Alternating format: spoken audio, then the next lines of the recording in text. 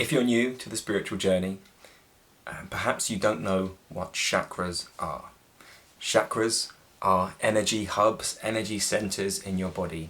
And if you know nothing about them, they can seem unreal. It can feel like, well, it's always the case, isn't it? With every experience, you don't know what you don't know. You only know something when you know it experientially, right? And I'd have never known about these things before the Kundalini awakening that happened to me and before my practice of yoga. Chakras are within everyone. They are available to everyone. There are 6 in the body and there is 1 beyond the body. We can use these chakras to awaken bliss within us. You will begin to feel them the more yogic sadhana you do. Each of these chakra points within the body are connected to a powerful superpower. And I don't say that lightly. So I'm going to go into these and the benefits of awakening each chakra and the chakra work that I do today.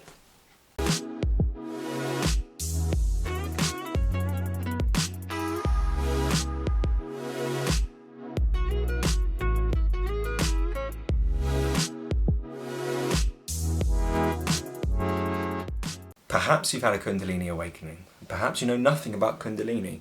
It doesn't matter. Chakras are real and they are energy hubs, energy centers in your body.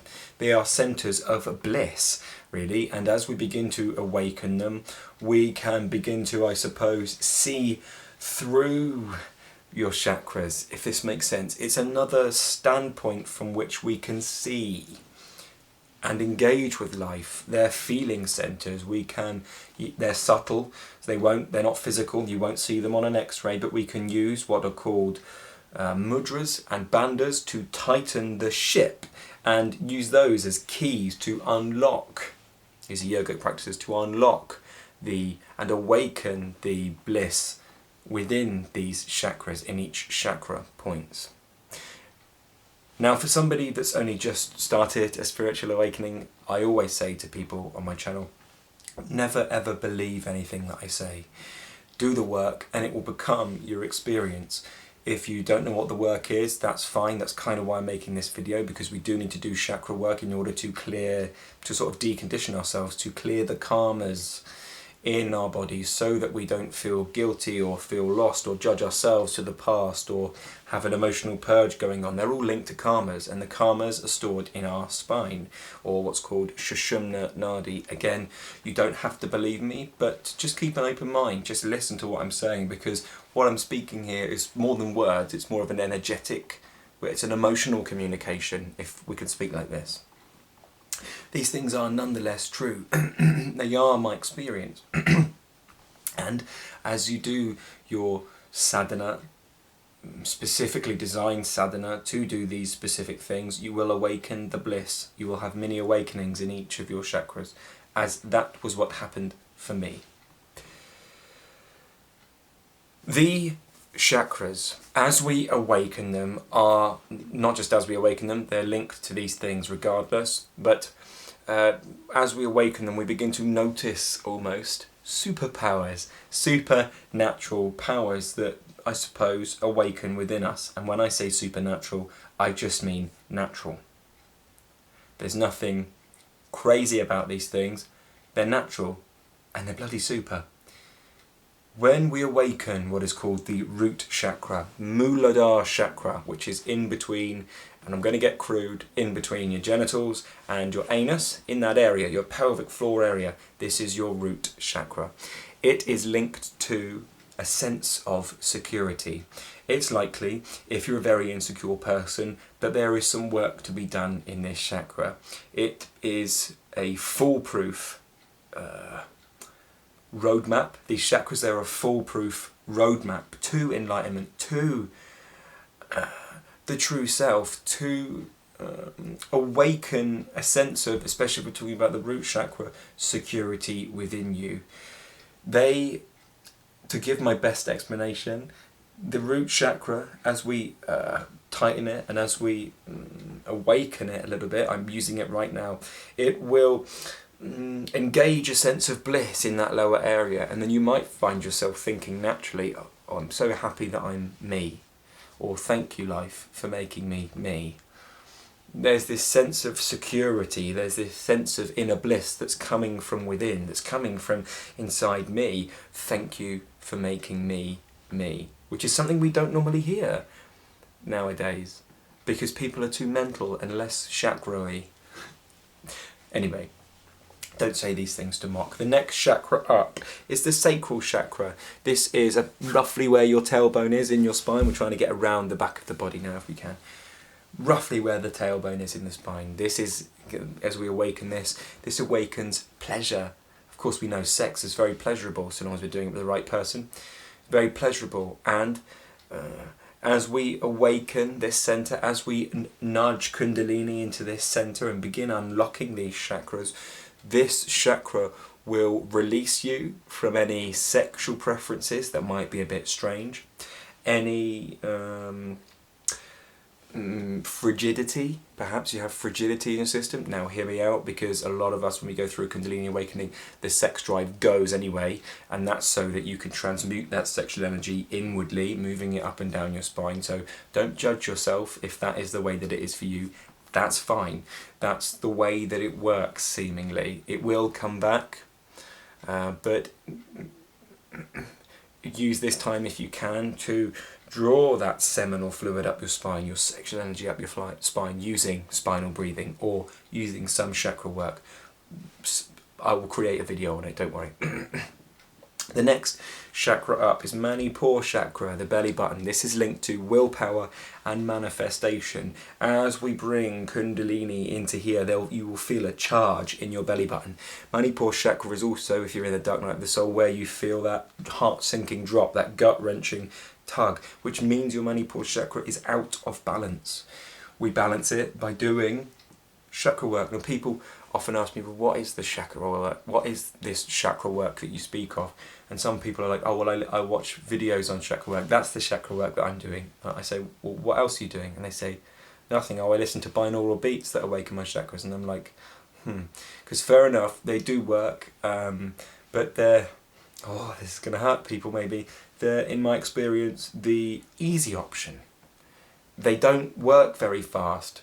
To really awaken the Kundalini and work our chakras, we have to put the effort in, and that means breathing practices, and that means directing bliss using mudras and bandhas, which requires a lot of effort. Not just listening to 405 or 432 hertz frequency music, so solfeggio tones or whatever it is, because that's very limited and it's almost the lazy man's option. But it's fine if you're just starting out, you know, getting used to it, and that's great. That's a great thing. But notice that you will have to do more directed work through meditation, through yogic practices, through mudras and bandhas in order to really awaken the bliss in these areas. The next chakra is Anahat chakra, and this is to do with love. And we have two types of love, don't we, really? We have the love that's I love you, and then we have a universal love, and this is the one we're really talking about here. This will awaken a universal love within you, so that we cut down the attachment to the separate self and become the one all-encompassing self that we all are, but that we fool ourselves into not being. And it comes with a very blissful feeling. The heart chakra is the main one. It's our main feeling centre. It's where we connect to other beings from. It is heart-centered. You are a heart-centered being. If you're on this channel, most people are heart-centered, but they don't realise it, and that's why they end up slouching like this, because they don't realise that their heart chakra is so out of balance. And as we awaken it, you will start getting pain in your shoulder blades, just in between your shoulder blades there. And my feeling is that's because the Kundalini is nudging up against blockages. Say we shoot someone down, or we are nasty to ourselves, that's cutting off the heart chakra. It will close our hearts, in essence. Okay, moving on. We're now going to have a look at Vishuddhi chakra. Sorry, I'm looking down at some notes. Vishuddhi chakra is in the throat.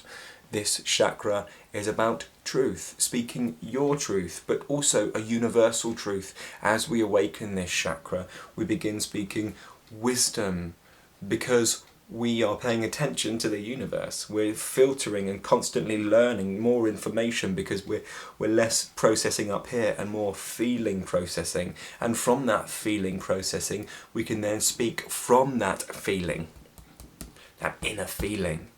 And that is universal truth, your wisdom, and that's linked to the Vishuddhi chakra. Of course, if you have an opportunity to speak your truth, or you're holding back speaking your truth, you will get sick in this chakra area, and it will come as a physical manifestation like tonsillitis. I only know this from my journey. That's what happened to me. I kept getting opportunities to speak my truth, but I wouldn't because I was too scared of being judged, and therefore I kept getting tonsillitis. Next, Agya chakra, third eye, everyone's favourite, and this is to do with unification. This is to do with dropping that separate sense of self and noticing that you're one with your whole experience. You are the experience. I am this camera in front of me. You are the screen in front of you. The only reason you think it's not is because when you close your eyes, it's gone.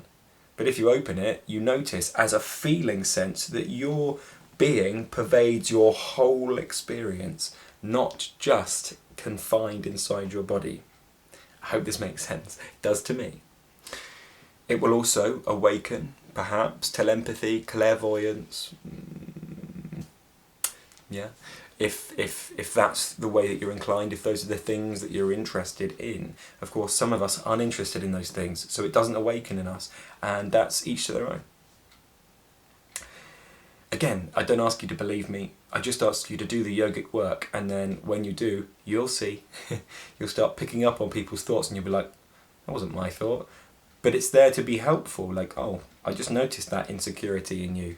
Now I can help. Only help if they ask though. I've had to learn that the hard way. Finally, the chakra that isn't in our body is Sahasrara chakra, and it is above our head, the top of our head, and this is beyond. There's no way we can explain this. This is beyond. And usually as we go through a Kundalini awakening, something from beyond knocks us on the head. And it's from there, game over for the ego. Okay. Sahasrara will awaken by the grace of the universe. That's not in our control. Okay, anyway, that will do. Of course, if you wish, down below there's a free breathing exercise. It's called Cosmic Double Breathing. You're more than welcome to join in with that. And down below there's the Awakening Accelerator course. If you're in the Dark Night of the Soul and are worried about how long it might take, then do take up the sadhana. It works. It will get you out as quick as possible. It did me. It is the beginning of the chakra work. If I do ever introduce more chakra work, which I will, because there's actually a chakra rotation thing, which is the beginnings of Kundalini Awakening. You can go down there and sign up for that. Again, it's free. The Awakening Accelerator course isn't free, but it is a preamble for anything I do in the future. So if you haven't had a go on that, I likely won't. You won't be able to do what I go into as we go more deeply, which will be more Kundalini based stuff, more chakra work, which without the previous work before, you won't have a foundation with which to grow. It will be too shaky and we won't be able to go there. Anyway, I hope that made sense. I'm rambling a little bit now. Of course, thank you very much for everybody that is commenting and liking the videos. It makes me feel great to know that I'm actually making an impact with these words, or at least I'm making sense. And I love seeing the joy that you're sharing with me, because that joy then becomes my joy, and that is what this is all about. Selfless service. I don't charge you for any of this. I mean, if you want to buy the course, yes, you pay, because I'm a yoga teacher. That's my job. It's what I do. But for this is my gift, and I just want to keep giving. Thank you very much for watching, and have a lovely day.